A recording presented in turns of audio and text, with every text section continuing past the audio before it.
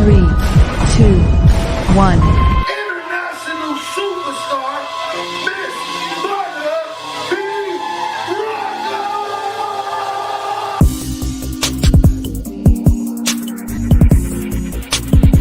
You are now tuned in to Butter B Rocker on Transparency Talks Podcast.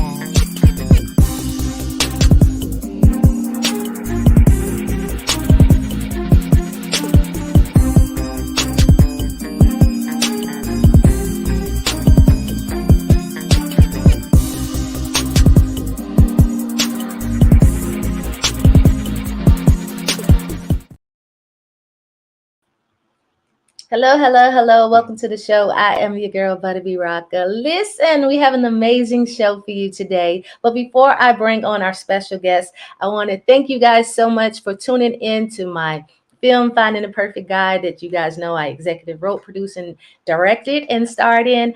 I am on 20 streaming platforms, and it's been less than 6 months, so you know your girl is super excited. Also, make sure you join us on Wednesday, March 13th at BBR Indie Films. We're going to be screening short films at Studio Movie Grill. We are halfway sold out on the tickets. We got an amazing lineup of panelists and filmmakers and their films. So we want to see you in the building. You can go to bbrmediagroup.com to get your tickets. Once again, BBR Media Group. But you didn't come to talk to me. You came to listen to the man of the 30 minutes. I can't say of the hour, of the 30 minutes. He is an actor, a writer, a director, a producer, an acting coach. You've seen him on shows such as Tyler Perry's The Oval, House of Payne, Daddy's Little Girl, One Life to Live, Prison Break, Survivor's Remorse, Barbershop. I mean, that's just to name a few. Can you guys please show some love for Mr. Javon Johnson? Yes, Hey. yes. Please show some love. Please show some love. How you doing? I'm doing good. How you doing? I am doing good. It's so good to see you, King. You too. You too. I see you doing your thing. That intro is hot. Thank you. I appreciate it. Yeah. We had the pleasure of meeting at another event that was lit by Mr. Aaron Johnson, and your energy was just amazing. And I was like, I have to get you on my show. So I like to dive right on in. Can you please tell everybody a little bit of background about yourself? Yeah, Javon Johnson, of course, writer, director, producer, and all those other things. Originally from Anderson, South Carolina, so a little country boy. Graduated from HBCU, South Carolina State University, and went on to receive a master's from the University of Pittsburgh. Then went on to the city of Chicago and became a founding ensemble member of Congo Square Theater Company, which is a young Black theater company built off of 9 graduate students at the time who just had a dream and believed in ourselves.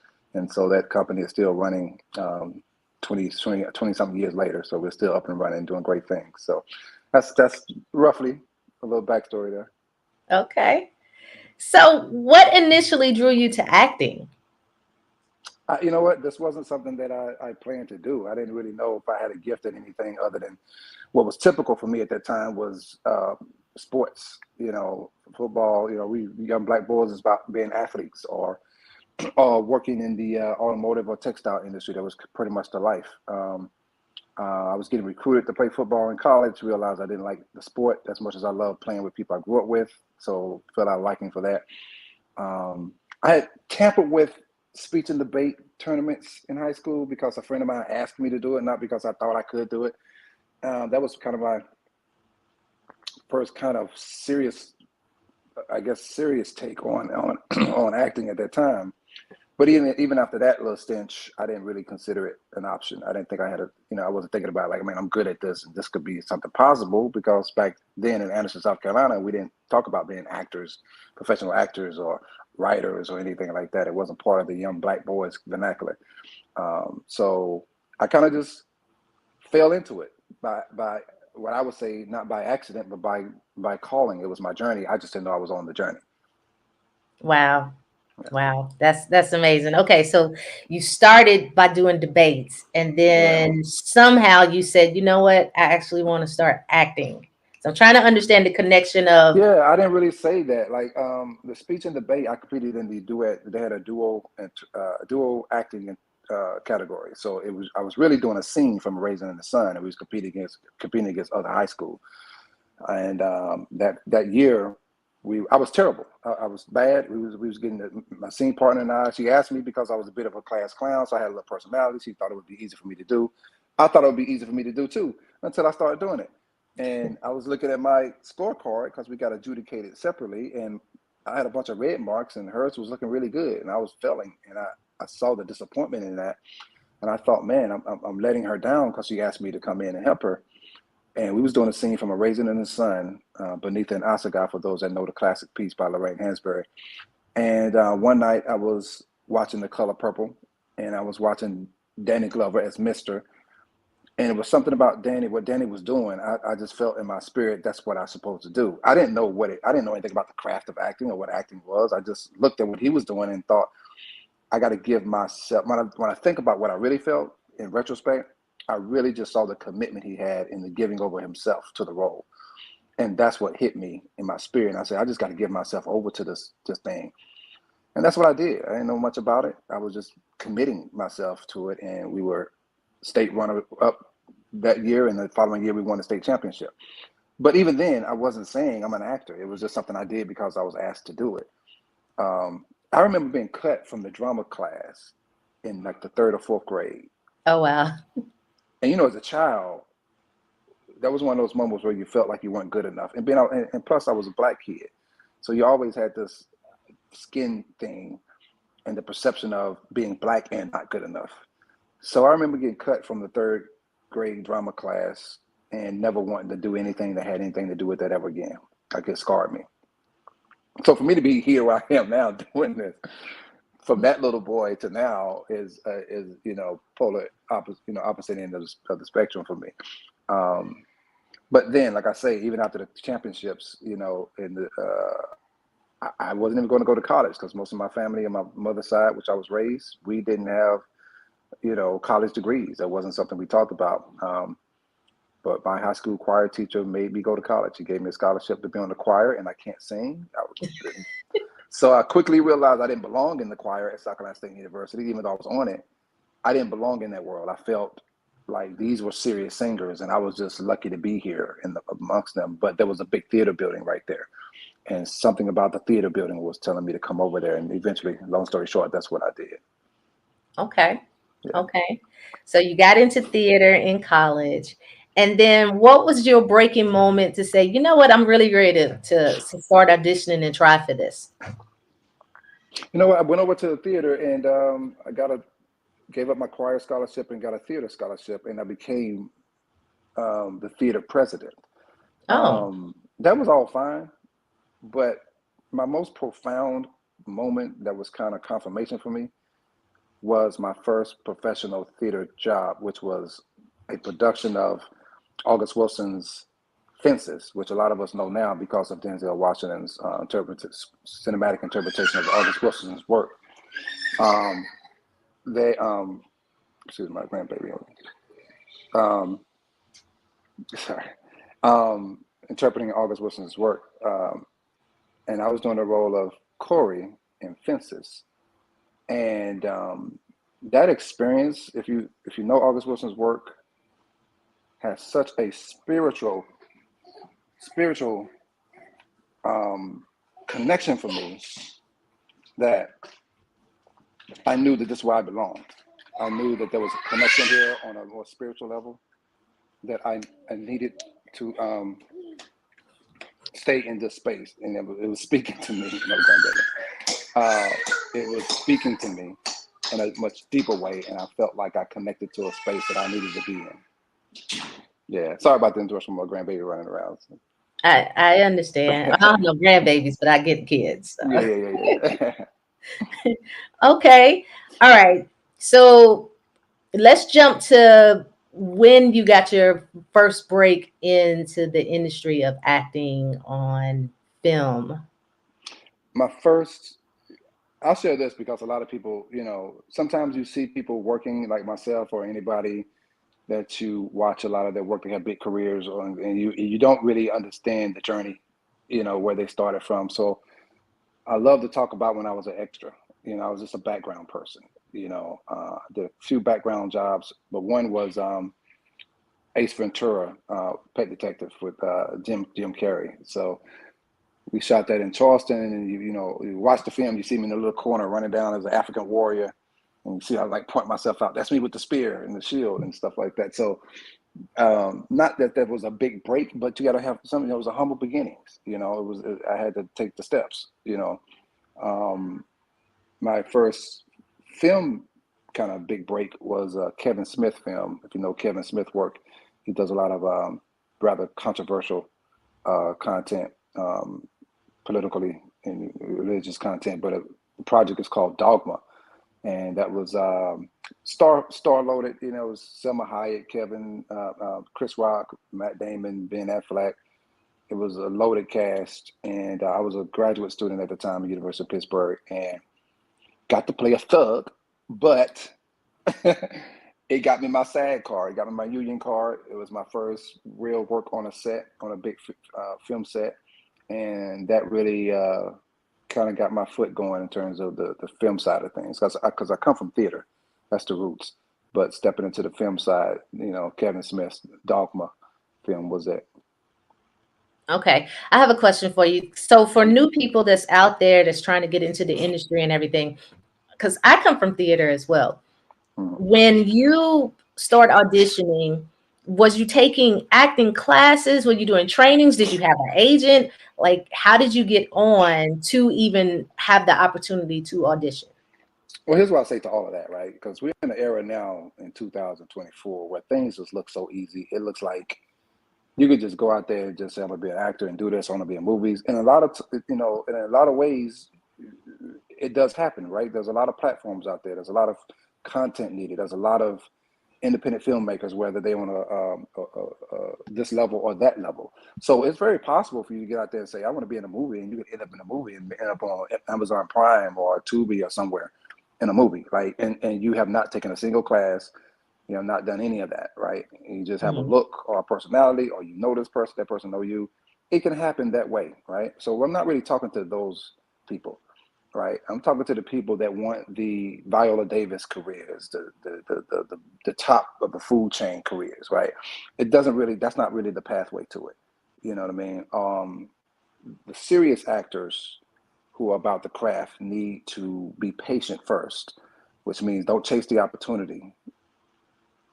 Live and invest in yourself and invest in your preparation. Learn what you need to learn about this industry both on the business side and on the art side, because just being an artist alone is not enough, because those people who are just artists typically end up being taken advantage of because they don't know the business. And the business isn't always what it looks like on the surface. There's some things that you need to be aware of, which takes experience and takes connecting with the right people that can help you, know what to look out for, what not, what to avoid. So it's a lot of time and patience and educating of self that the actor who wants a deep, meaningful long career in this business should take that track. So it's not about just saying be an actor and you get out there and just start auditioning, because the first thing people say is, oh, I'm an actor, I got to get an agent. Well, you can get an agent, but you don't even know the business well enough to know you don't even know how to audition. I've seen so many people send tapes to me, and I'm looking at the tape and I'm like, I can't even watch the tape because you have no idea what a self-tape looks like, or Right. what it's supposed to be. You're running around your living room, or you not even looking at the camera. It's all these things you're doing because you don't know, and you're putting yourself out there. And for someone like me, if you present yourself a certain way, that's the image I have of you, right? So if you present yourself too soon, then I'm already have a perception of you that now you got to spend a lot more time to get me to rethink or give you another shot when you put yourself out there too soon. So at the end of the day, it depends on what you want. Like, what's your goal? If your goal is just to have grandmama and them see you on an independent movie doing whatever, then you do that, right? You don't really need to go through the route of really developing your craft and learning the business, right? But if you really want to level up and be at the high studio level and doing the major projects on major network shows, all those things, there's a different path, a different route that you need to take. I'm glad that you said that, because a lot of people do think that it's that simple to just get online and get on some projects, and it does require you really knowing the business and learning and honing in on your skills. So I'm glad that you touched in on that. Yeah. And the truth is, a lot of people want it, but they don't really want to work for it. And Hmm. fortunately, there are sides of this industry where it's allowed you not to work for anything. It's allowed you to have a sassy attitude and people just cast you for your sassy attitude, or have a great body and people just really casting you for your body, and you call yourself an actor, but you don't really realize, no, if you didn't have that body, you wouldn't be in these roles. You know what I mean? Or if you weren't willing to do certain things, you wouldn't be casted. You know what I mean? So as long as you're aware of it, there's nothing wrong or right about it. You just have to be okay and not and aware of where you are and why you're doing what you're doing. So you're not fooled. You know what I mean? There's a lot of people out there who are doing movies who are actors, quote unquote actors, who believe that they're either good or they have a lot of value to the industry. And at the end of the day, when you look at if you know the industry, you already know you're not going to go any further than where you are. Hmm. You know what I mean? But they don't have a perception to understand that. You know what Yeah. I mean? So it's a lot to it. It's a lot to it. Okay. Yeah. Well, you have touched in multiple genres, from comedy, drama, soap operas. What has been your biggest challenge you faced so far as an actor, and in which genre? The biggest challenge. I'm probably about to face my biggest challenge. I'm in pre-production now for my next film, which is a satirical comedy, which I'm starring in, and I'm also directing. Well, congratulations. So that's probably going to be my biggest challenge, because I gotta pull double duty on this one and operate in that particular genre, which I don't spend most of my time in comedy or in satire. You know what I mean? I spend most of my time in drama, which is probably where I'm most comfortable. So I think my biggest challenge is around the corner next month. That's cool. I dived right into doing films from the music industry when everything shut down. I said, okay, I'm gonna have to figure something else out. What are my other talents? I had written a play before, and I always wanted to do a film, but I ain't really know how to do it. So I dived in. I took on all the hats. I don't know if I'll ever do that again. That was a lot. Yeah, that's a lot. That's a lot. It I was, try to avoid it. I try to avoid it as much as possible. Yeah. but you also are a playwright, Hmm. and Yes. I think in that you have multiple hats, though, right? Yeah, absolutely. I mean, I just try not to wear all the hats at one time on the same project. That's what I try not to do.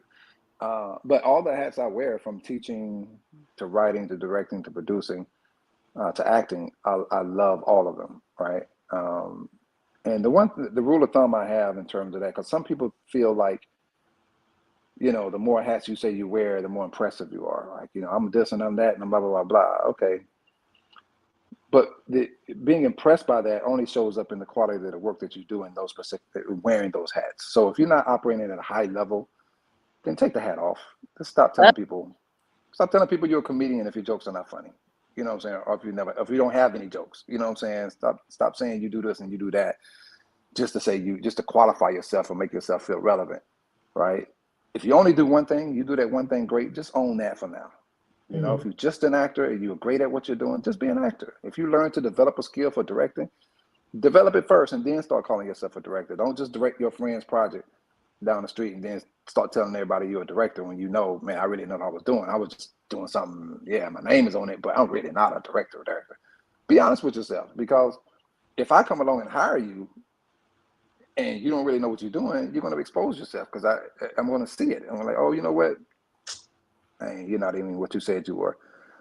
And the industry is so small now, that word is going to get out, right? That reputation is going to supersede you. And I'm going to say to the next person, hey, don't work with him because he don't know how to direct. I thought you said he was a director. He directed something. Yeah, but no, he don't know what he's doing because you Mhm. said you're something that you're not.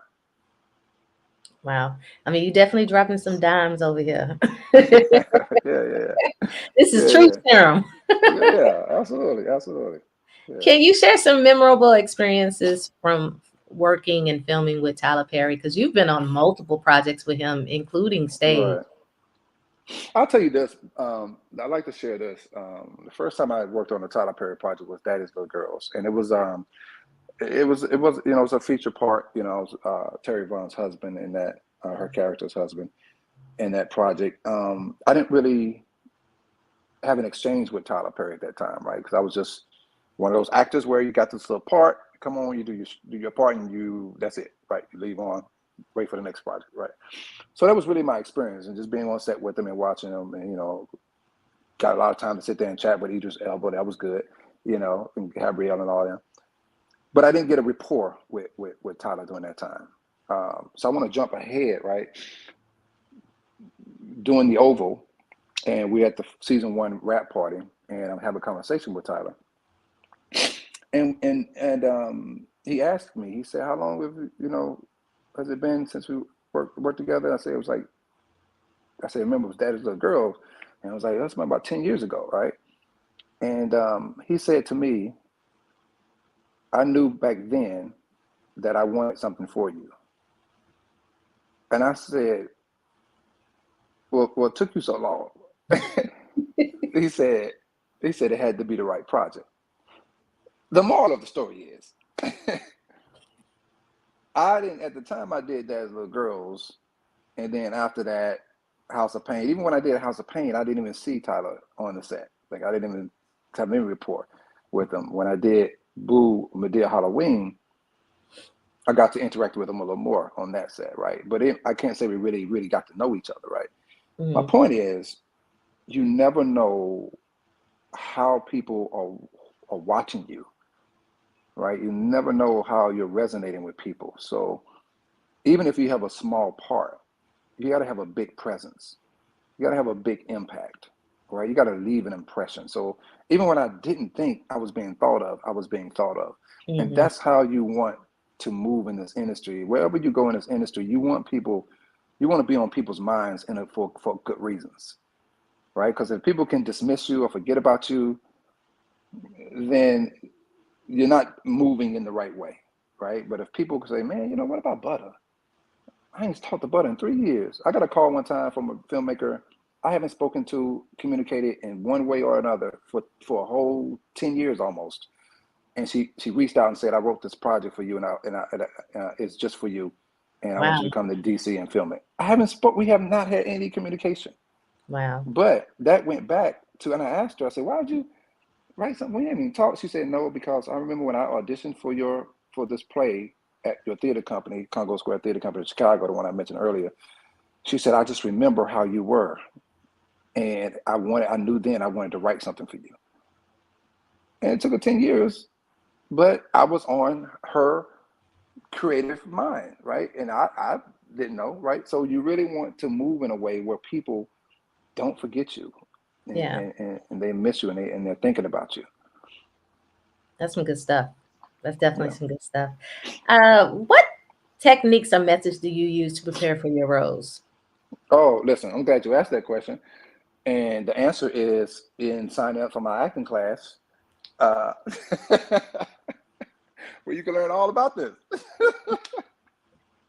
Well, tell us about your acting class.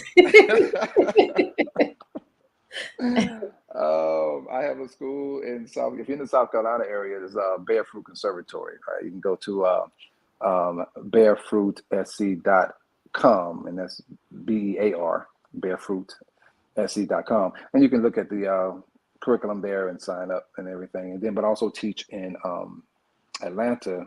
My classes are every Sunday. And this is for beginners or advanced, so it doesn't matter what level you're at. And those are every Sunday. If you're interested in that, just DM me on my Instagram at I am Javon Johnson, and I can get the information over to you to audit the class. It doesn't cost you anything to come and sit and see what it's like. I always recommend that, let me say something real quick about classes, right? So a lot of actors are in classes, and sometimes it's very fashionable to say, I'm taking a class, I'm taking an acting class, right? Mm-hmm. It's almost just like, okay, that validates me in some way, right? But every class is not a good class. Every situation is not productive, right? Just because you're in an acting class doesn't mean you're growing, right? That you're getting what you need. So I always say, audit a class, before jumping into a class. And I'll say this too, just because a celebrity is a celebrity doesn't mean they can teach you, right?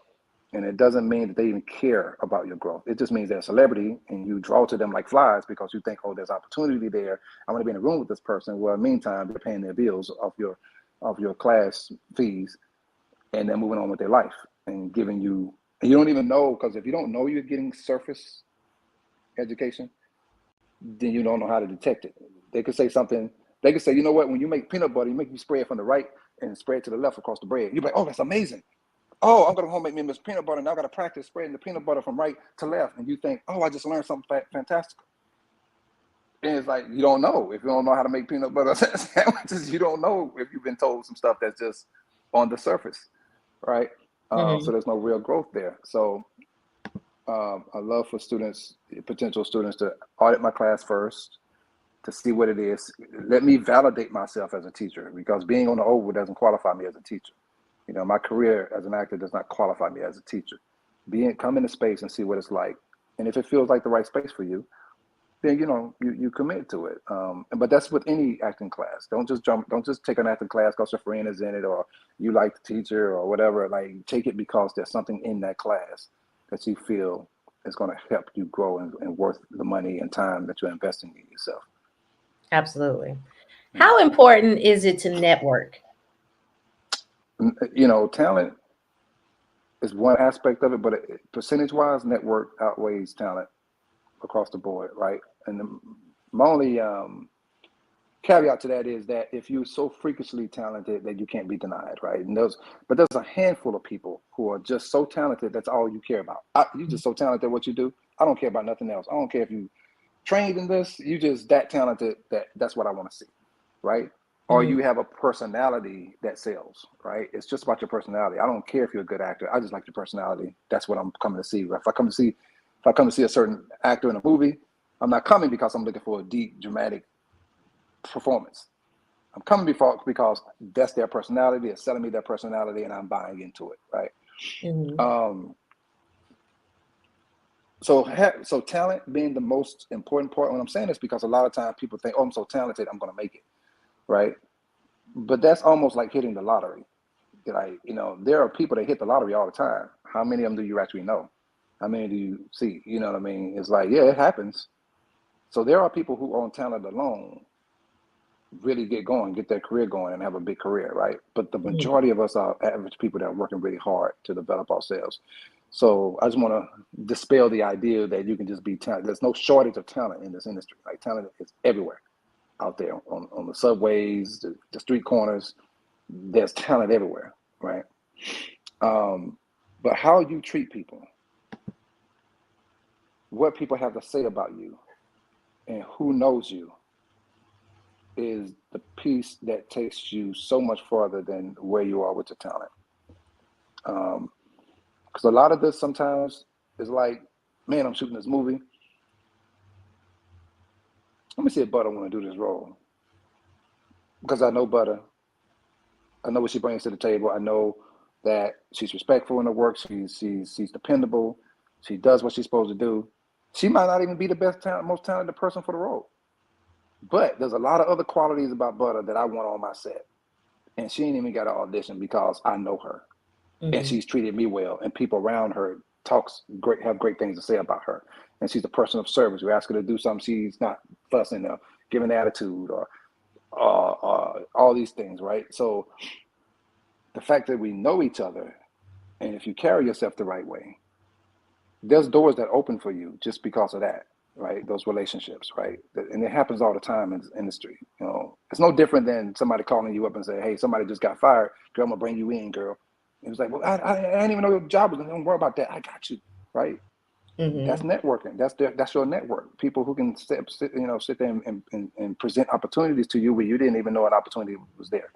So you really got to respect people, get to know people. You got to get out. Don't be a hermit. You know, you can't isolate yourself and expect people to talk about you and look for you. You know, you got to be a part. This is a networking industry where you got to show up at show up at events, go to readings, seminars, go to these networking events that all across, especially the Atlanta area where there's always something going on. You know, go see productions, go to screenings, get to know people, and keep smiling and keep being respectful. And don't let the ego get the best of you too soon, because some of us like to be a lot more than what we are before we are. Yeah. And don't let that get ahead of you. And I'm gonna do a shameless plug. Come to BBR Indie Films and Network. There you go. See, now you got every reason to go. Right. How Yeah. do you take care of yourself in this industry? Because you are doing a lot of things and getting pulled in a lot of different directions.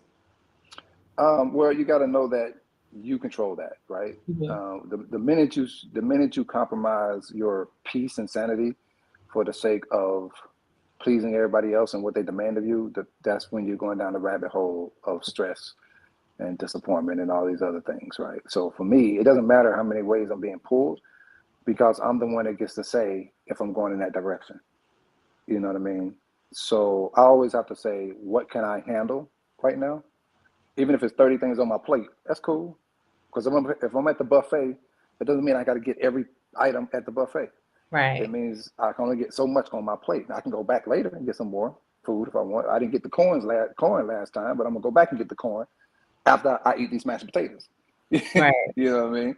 So that's really how I take care of myself. It's just I got to always remind myself that if you're miserable, it's very rare that I think you can blame other people, because you really got to look at yourself and say, how did I contribute to being in this place and being miserable? Because you can only be what you allow yourself to be, and people don't, people usually don't put a gun in your head and make you miserable. You in some way participated in that, and so you got to look at yourself and say, what did I do that I was Mm. responsible for, that I was accountable for my own peace, for my own sanity, for my own happiness? How did I give that away? Right. Right. Yeah. So you are this incredible writer. How do you come up with your ideas and what inspires you to write your different projects? Ideas come from me mostly because I'm very curious, and I observe all the time. I'm always looking for inspiration from anywhere. I don't really spend a day when I'm not like curious about this situation or that person, what's their story. So I'm always asking these questions, and then ideas come to me out of that. Even when I watch other movies or see other people's projects, I'm still asking, man, what if this idea, or what if that character was to go to this, and just always kind of keeping that creative wheel going. Mhm. Um, so I'm always looking to stay in a state of uh, being inspired to create something. I have probably too many ideas right now, because I have one thing I do, and this might help somebody out there, is I catalog all my ideas, like in my little notes. Like I got like probably 50 different stories and ideas that I haven't looked at even in 2 or 3 years, but they're there. Mhm. So I know that I got a whole slew of ideas sitting in my notes. So I'm not short of anything, in terms of being a creative. So I can always go to my list and pull something. But I like to keep that creative flow going. What's the other part of your question? Did I answer? I think you answered it because Okay. I didn't got on to another question that I want to ask you. Okay, cool. Great. What inspired you to write Sanctified? That is your stage play. Yeah, that piece came out of my little funny little church back in Anderson, South Carolina. Small church. Many years ago, we might have had 20, 30 people in the church. Mhm. Church probably hold, I don't know, maybe 75 to 100 people. And then over the years, we had some youth in the church, about 30, 40 people was coming. And then over the years, it dwindled down. It was like there was no more youth, and it was just the elders. And then it went down to like maybe 10 to 12 people might come every Sunday, and they all 60 and older. Mhm. And I would see how the church was changing, because I always traveled. So I wasn't there every Sunday. I would be out of town. I come back. So sometimes when you're outside of something, you can actually see it better, right? As Mhm. opposed to being in it all the time, you can't really see. So being on the outside of it, I'm like, man, something's going on in this church. This is terrible. And I made a joke. I said, man, if the senior choir bus was to crash, the church has got to shut down. There's nobody going. Nobody else has the keys. Like, church is over. And I was like, how sad is that? Because isn't this supposed to be about the next generation? Isn't it about the yeah? And I'm like, this is not about the next generation. So when I looked at that, I wanted to write something to explore why the church was basically stuck in such a tradition. that it wasn't allowing other people to have a voice, and the youth really found no place, so they faded out. And I was like, this is to me, it became about tradition versus evolution. And so Sanctified became about that. It's like, how do we get to a place where we can honor tradition, but we can also evolve with something that's new, so that things grow and people still feel included and they can feel they have a voice. So that's what inspired Sanctified. Okay. And is it running now, or when is it going to be running? We're working on dates now. So I got a couple of film projects and stuff that's ahead of me right now. So once I get a little clear in the schedule, we'll start put some dates back on the calendar and try to get the tour together. So hopefully be coming to a city near all of you at some point, hopefully. That's really cool. Okay. What are you working on currently? Pre-production for the next film called The Stuttering Preacher, which is the satirical comedy I mentioned earlier, and adapting the next film to follow that one. So I'm trying to I got about 2 or 3 projects that I'm working on simultaneously right now to prep, to keep the ball moving from one production to the next. I love it. But yeah, a lot of work. Okay. And how can people find you? All social media, I am Javon Johnson. My website is iamjavonjohnson.com. So most of my stuff is there as well. Okay. Well, I would like to take this time to say thank you so much for being a part of Transparency Talks podcast. Thank you. You was very transparent on a lot of things, and I'm gonna start calling you the truth spiller. Well, Cat Williams started that, top of the year. So yeah. Yeah, it's all Indeed. about the truth. Indeed. It is all about the truth in 2024 for sure. Yeah. So thank you so much to everybody out there on Facebook and on YouTube. We are out of here. We're going to talk to you guys later. Javon, you stay on. So we out of here. We talk to you guys later. Peace.